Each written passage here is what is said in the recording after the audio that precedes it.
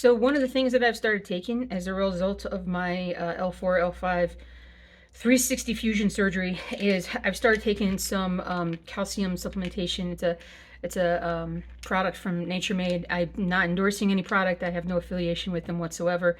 And this is not medical advice. This is just what I am doing based upon the reading that I am doing on Dr. Google, obviously. But there is there is study out there.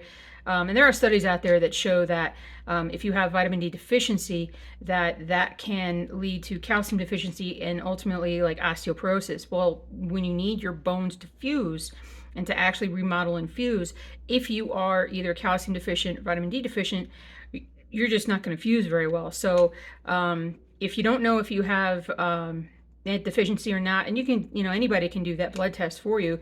I just would go, what I'm doing is I'm just going to go ahead and actually just supplement, because I figure, having a little bit more would be good.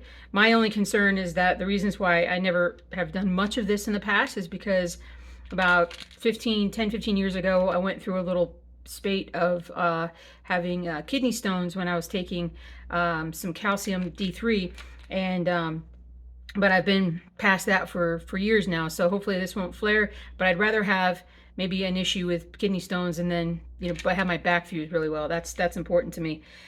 So what kind of calcium, what kind of D3 to get? Do your own research, but the research that I've done and that I will link below is from Harvard Health. So Harvard Medical School, or Harvard, I'm not sure. Yeah, I think it's Harvard Medical School.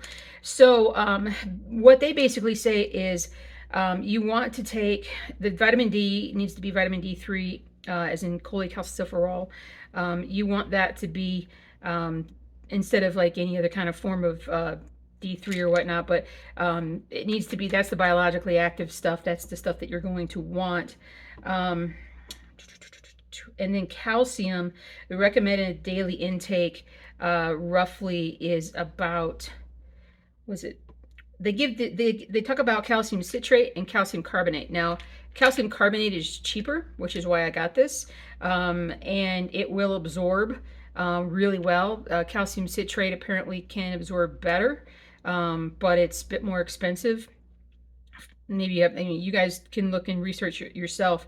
But what they're recommending is that when you do calcium supplement, don't take more than, say, 500 milligrams of the calcium product at one sitting.